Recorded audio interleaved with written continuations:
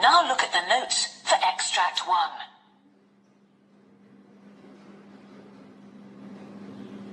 Extract 1. Questions 1 to 12. You hear a knee specialist talking to a new patient called Jason Riley. For questions 1 to 12, complete the notes with a word or short phrase. You now have 30 seconds to look at the notes.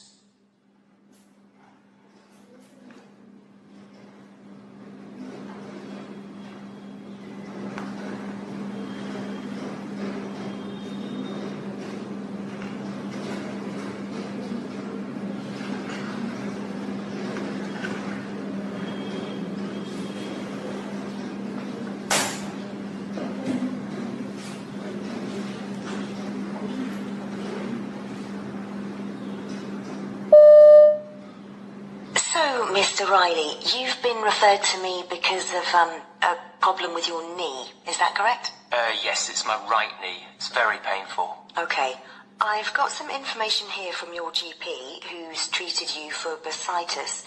But can you tell me about how this developed and what's happened so far?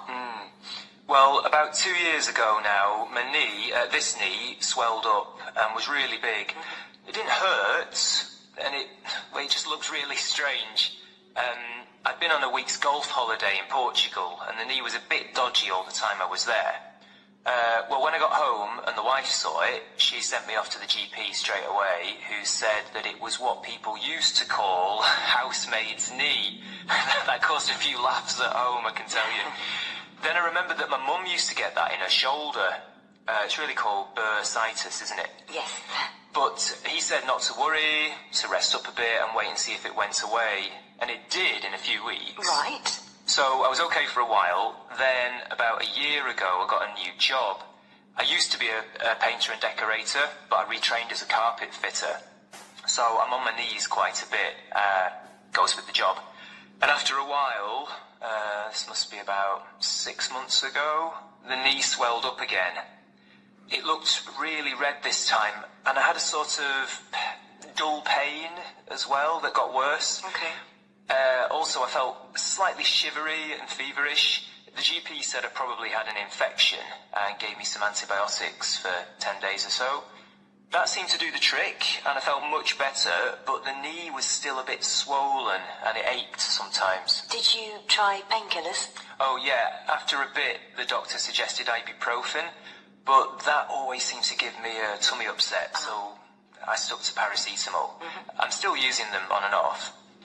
At work, they put me on to doing things that didn't need a lot of kneeling when I first went back, but only temporarily. And I put ice packs on my knee to bring down the swelling as often as I could, every few hours. I tried to take breaks too.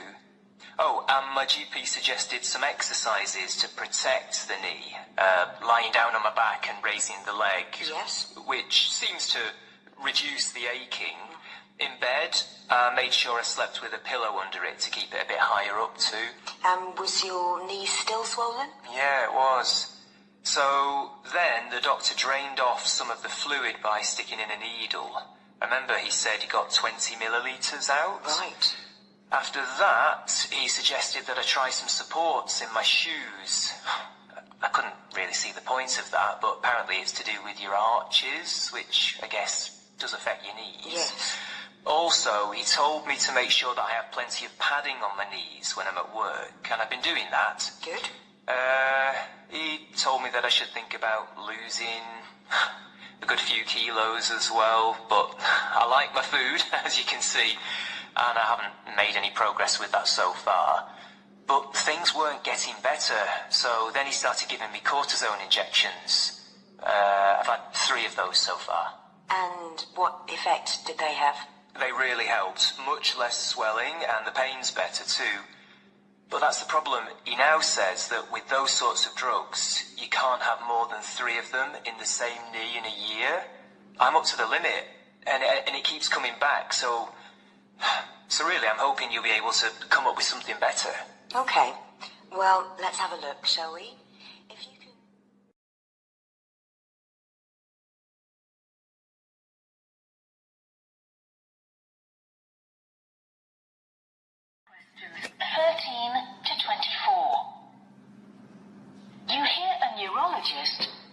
to a new patient called Sylvia Gunn. For questions 13 to 24, complete the notes with a word or short phrase. You now have 30 seconds to look at the notes.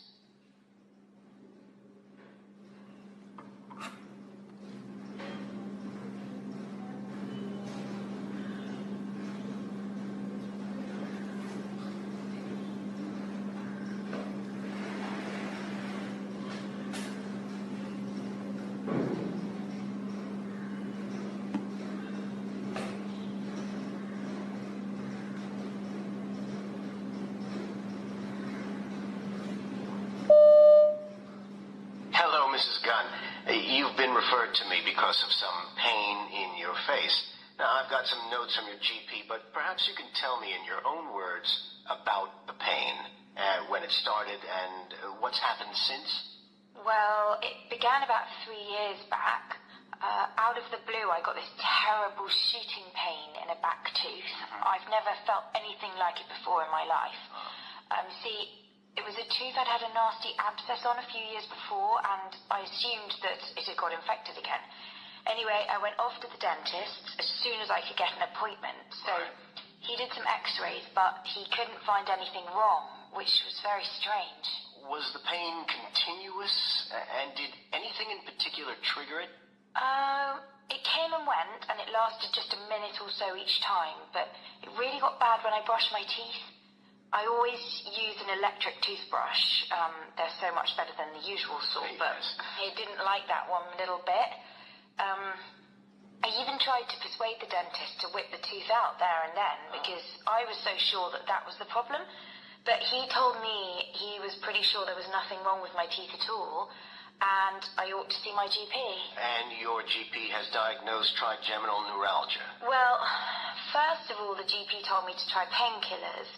That was to exclude things like a migraine, I think, but the pills, they didn't have any effect at all. So then he sent me off for a CT scan, because he said it might be a very bad case of sinusitis. I'd had that before when I was a teenager. Or he said even nerve damage, but that was all negative too. So then after all that, the GP eventually put me on an anti-epilepsy drug, which seemed to help. I see. So how is it now? Well, the pain sometimes goes away for weeks at a time, but then it can come back a dozen times a day. Fortunately, I get a tingling feeling in my jaw when it's going to start, which I can recognize as a sign, so at least I get a bit of warning before the pain comes on properly, and I can try to find somewhere quiet to sit down. But the pain has now begun to spread? Yes.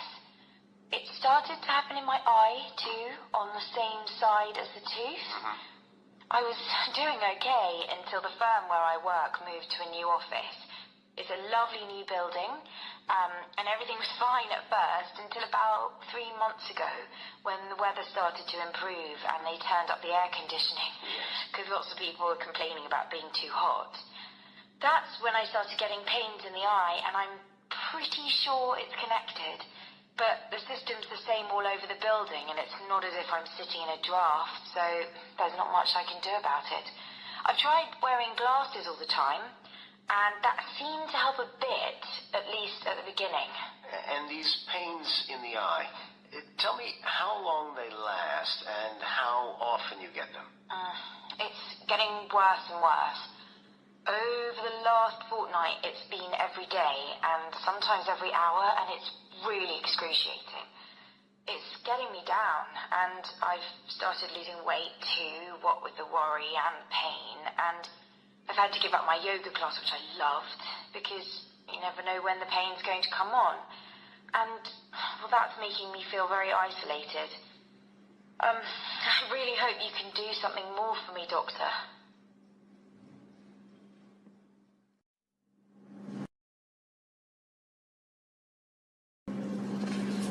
Part B. In this part of the test, you'll hear 6 different extracts. In each extract, you'll hear people talking in a different healthcare setting. For questions 25 to 30, choose the answer A, B, or C which fits best, according to what you hear.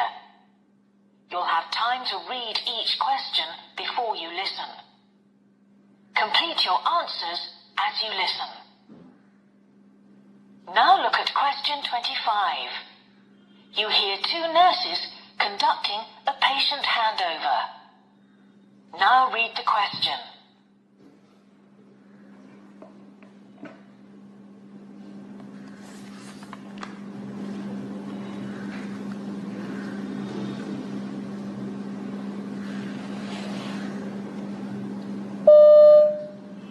Mrs. Garner's a 73-year-old who came in because of an exacerbation of COPD. This is day 3. Today she's down for a repeat chest x-ray, and that's all booked in, and her leg dressings need to be done. She has bilateral ulcers. Oh, and you'd better chase up the report on her sputum sample. We should have had that back by now. Okay. There's a history of ischemic heart disease and type 2 diabetes, peripheral vascular disease, and peripheral neuropathy. She's been treated with IV antibiotics, steroids, and nebulizers. She's mobile with a walking frame but gets breathless. She's down as high risk for falls. Sure. I'll continue to monitor her fluid intake and check that she sticks to the diabetic diet. Great.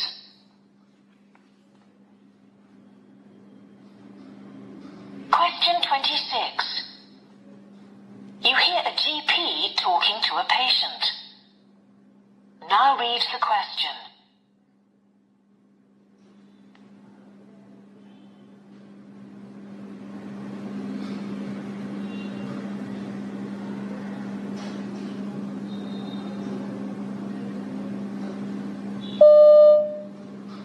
So, shall we have a look at your blood test result? So, what we're testing for is the level of hemoglobin in your blood. And just to show you, the normal range for women is between 11.5 and 16 grams per deciliter. Oh, yes. And this is your level of hemoglobin. It's 8.7.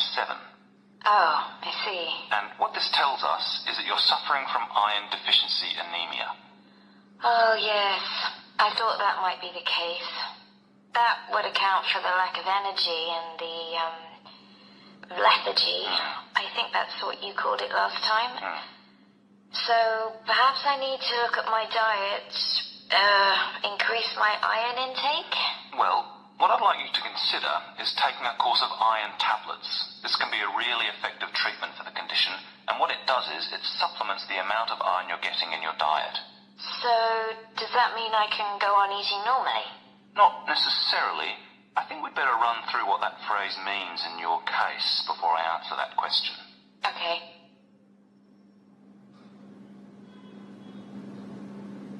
Question 27. You hear a senior nurse briefing a colleague about working in the recovery room. Now read the question.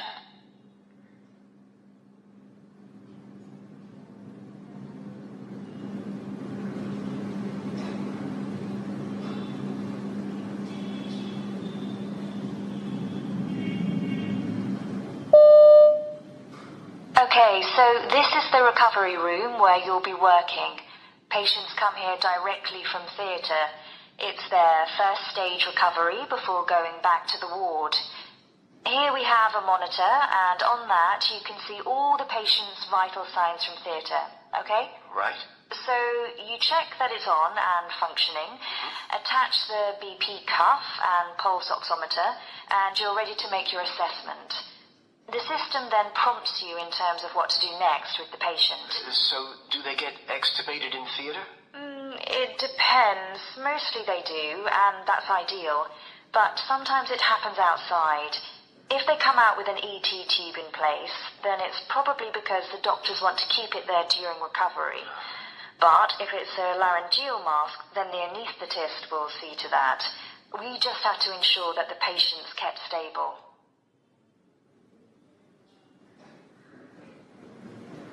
Question 28. You hear a dentist talking to a patient. Now read the question.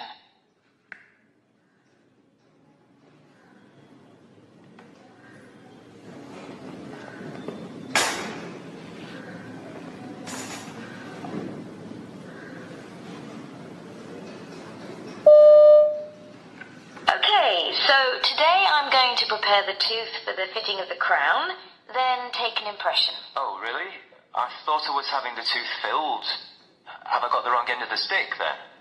Okay, well, if you remember, last time you were here, we discussed the various options for the tooth because there's already a big filling in it that's fractured. Yeah, and I thought you said you'd be replacing the metal filling with a tooth-coloured filling made out of some sort of composite material. Oh, yes, I see. Actually, what we discussed was either a new metal filling, which may or may not stand the test of time because there's going to be a lot of stress on what's left of that tooth, or go for a tooth-coloured crown instead, which would be more robust. And is that what you quoted for in terms of the price? Oh, yes. Okay, let's go for it then.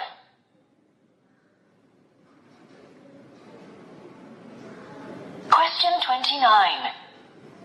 You hear a triage nurse in the emergency department talking to a doctor. Now read the question.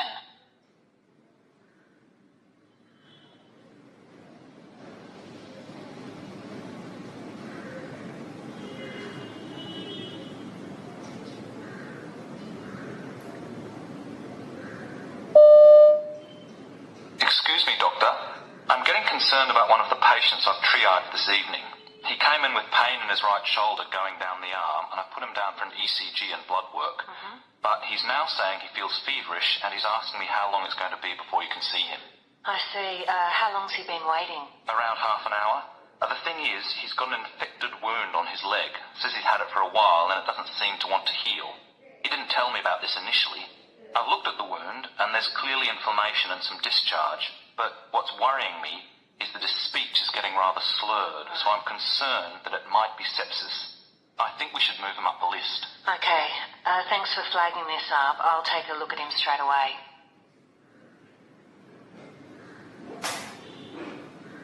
Question 30. You hear an eye surgeon briefing some new staff at the eye clinic. Now read the question.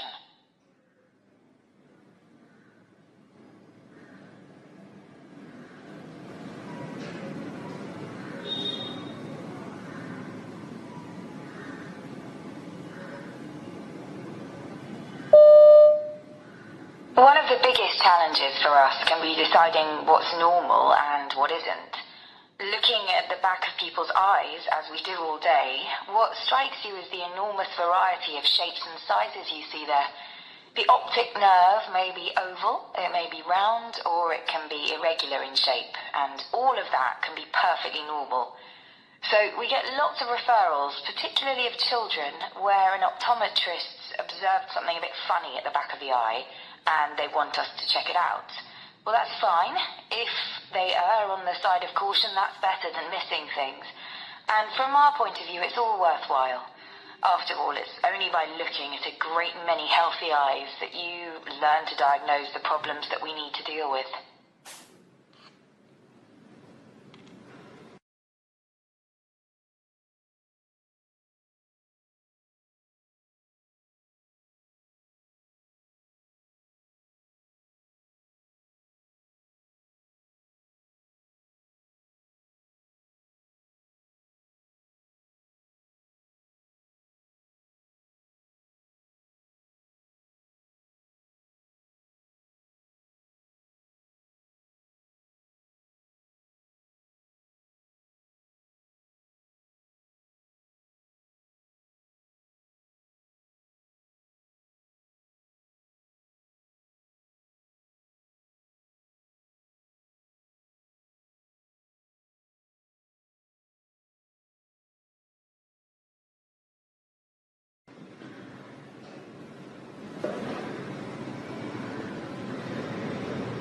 That is the end of part B.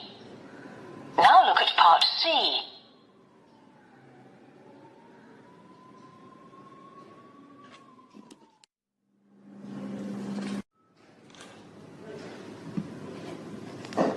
Part C. In this part of the test, you'll hear two different extracts. In each extract, you'll hear health professionals talking about aspects of their work.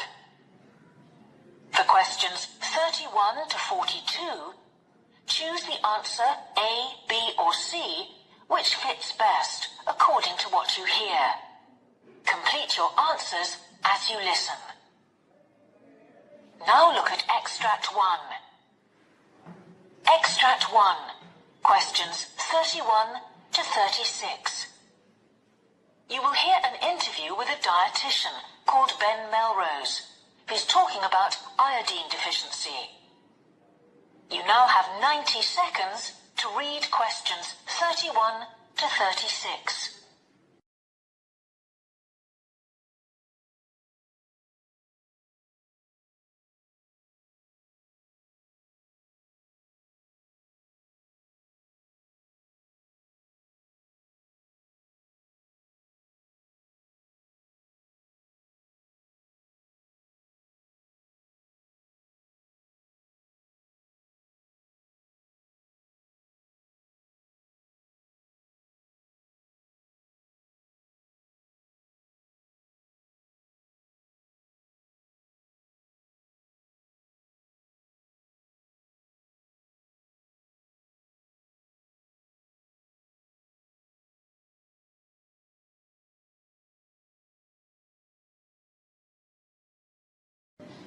My guest today is a dietitian called Ben Melrose, and today we're going to be talking about iodine deficiency and some of the medical consequences of that. Ben, iodine is a trace element that's found in many foods. Why do some people not get enough? Well, in some parts of the world, this is an endemic problem. And it's not a question of dietary choice. We get iodine from various sources, like there's iodine in eggs and dairy foods. But by far the biggest source is the ocean. Fish that live in salt water and plants that grow in that environment are our main source of iodine. So we see relatively few cases of deficiency in Europe, for example, because such foods are plentiful there. But elsewhere, typically in the middle of large continents, it's a different story. There, people simply don't have access to sources of natural iodine.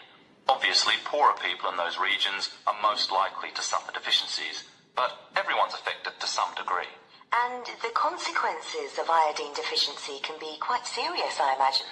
Yes, classic symptoms are things like muscular weakness, not being able to focus on the task in hand, and also a tendency to feel cold, even in hot weather. But the most widely reported symptom is actually a feeling of constant tiredness. Of course, there are tests that can determine the level of iodine in the body, and 150 micrograms is regarded as the minimum daily intake needed to avoid symptoms. And there are related conditions. A typical one is an enlarged thyroid, what's often called a goiter.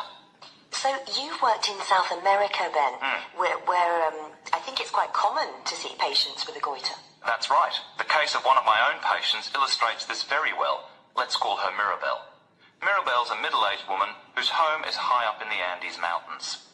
She lived in Europe for a number of years, where she enjoyed a varied diet and good health. When she and her husband went back to their native country, however, they returned to a remote region and tended to revert to the local cuisine, which is lacking in iodine. As they hadn't suffered any of the symptoms of iodine deficiency before they left for Europe, they didn't feel any particular need to worry about their diet now. But I believe she developed a goiter. Well, what happened was she started to have problems sleeping. She'd wake up in the middle of the night with discomfort in her legs, and then she started to get a sore throat. At first she assumed it was flu, but the symptoms persisted. Then one day she noticed a slight swelling on her neck. At first she couldn't believe it.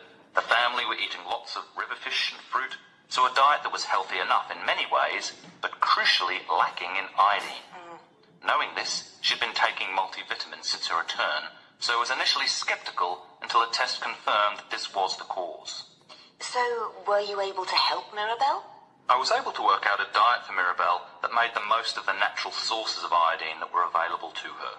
I also encouraged her to eat Brazil nuts. These are a good source of selenium, which actually helps the body to absorb the traces of iodine which are present in other foods. I also advised her to steer clear of certain processed foods, like bread made with flour improver, because these actually impede the body's ability to absorb iodine. I left it up to her whether or not she continued with the multivitamins. So what conclusions do you draw from Mirabelle's case?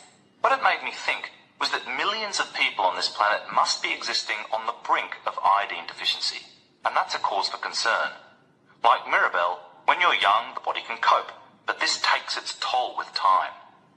Another thought I had was, did Mirabelle become more susceptible to the effects of iodine deficiency as a result of the iodine-rich diet she'd enjoyed in Europe? I couldn't say, but that certainly seems to warrant further study.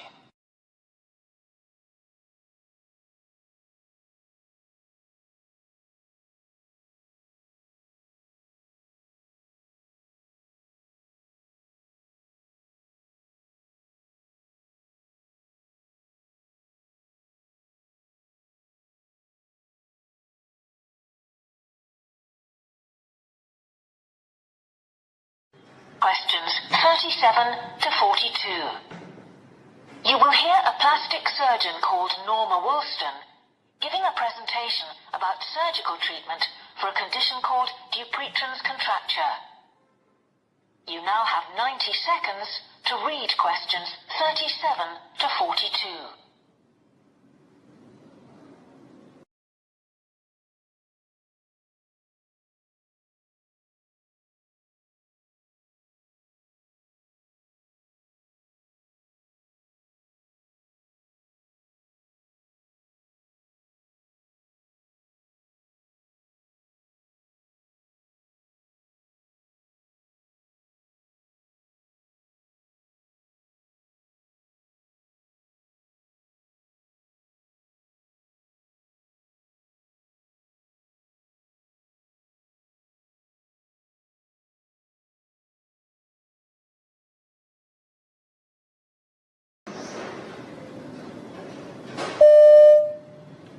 My name's Norma Woolston, and I'm talking today about surgery for a condition called Dupuytren's contracture, with a particular reference to a case I treated recently. Dupuytren was first described by a French physician of that name in 1834. It's a condition in which one finger becomes increasingly bent in a flexed position. The first sign is a formation of small hard nodules in the palm of the hand, but early diagnosis is relatively unusual because there is no associated discomfort. In its early stages, the condition may respond to steroid injections and physical therapy, but this doesn't necessarily halt its progression.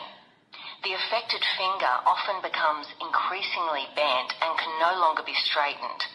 But patients tend to present with the condition only when manual dexterity is compromised, by which time surgical intervention is indicated. My patient, let's call him Eric, presented with quite an advanced case of Dupuytren's affecting the little finger of his right hand, a relatively common site for the condition. Although a physical examination revealed that he was also developing the first signs in the thumb on the same hand. Eric was then a 61-year-old office worker who used a keyboard regularly. There isn't very much published so far on the causes of the condition or what might exacerbate the symptoms, but the digital age doesn't appear to have resulted in an exponential rise in the number of cases reported. Eric was finding the condition inconvenient and uncomfortable rather than painful. It was becoming tricky shaking hands with people, and holding a pencil was becoming a challenge. Eric didn't recall any family history of Dupuytren's. That's not unusual, but doesn't in itself mean that there was none. Indeed, we know that the condition is often present across the generations of one family. But because patients don't typically develop symptoms until late middle age or later, it often goes undiagnosed, or doesn't develop to the point where it requires treatment. Indeed, mild symptoms are often attributed to mild arthritis or the general effects of aging and wear and tear. Nor did Eric report any of the other associated risk factors, such as smoking, diabetes, or low body mass index. It's worth noting, however, that he was of classic Northern European appearance, tall and fair-skinned, and Dupuytren's is known to be much more common amongst Northern Europeans than in other populations. In Eric's case, The condition had progressed to the point where surgery was indicated. It was clear to me that what was required was a fasciotomy to straighten the finger. Eric had some misgivings about this, as he'd heard about less invasive treatment options. But I explained to him that, taking into account the extent of development of the diseased tissue and the specific site, this was the only option, and he agreed to go ahead with the procedure. Fortunately, Eric was generally in good health, was taking no medications for other conditions, and had no concerns or negative history relating to general anaesthetic. This was much the preferred option because, although the surgery isn't lengthy, usually between 30 and 40 minutes, it does call for a complete immobilization of the hand. After the procedure, Eric was using a sling and pillows at night to hold the wound site high up and so prevent a build-up of fluids. I'd explained that wearing a sling when out and about also provides a degree of general protection. It's a remarkably effective way of signalling to other people to keep their distance, as the hand is very sensitive to knocks. But actually, he'd taken plenty of time off work, so this hadn't been a problem for him. Indeed, when I saw Eric at the follow-up appointment, the wound was healing well. His note showed, however, that the sutures hadn't all fully dissolved after surgery, and that this had been a source of discomfort. Worried that perhaps there was an infection, he'd consulted a nurse, who'd removed them and also taken the opportunity to excise some excess scar tissue, which had formed at the site. I reassured him that this was by no means unusual and wasn't a cause for concern. I was pleased to see that when he returned for the final consultation, Eric's wound had generally healed well. As is the case with many Dupuytren's patients, however, Eric volunteered that, despite my careful explanation at our first consultation about the treatment and recuperation period, he'd entirely underestimated the impact of the surgery on his daily life and how long the disruption would continue. That said, his finger is now much straighter. This treatment for Dupuytren's never completely straightens the finger, nor restores full use, but he'd been aware of that from the outset and had no complaints on that score. So far, apart from the initial indications in his thumb, there is no sign of recurrence, although this is relatively common, especially over time. I reflected, however, that perhaps being very familiar with the condition and having performed this kind of surgery many times, I hadn't made it clear enough to Eric exactly what to expect after the surgery. What Eric's case made me realize is that I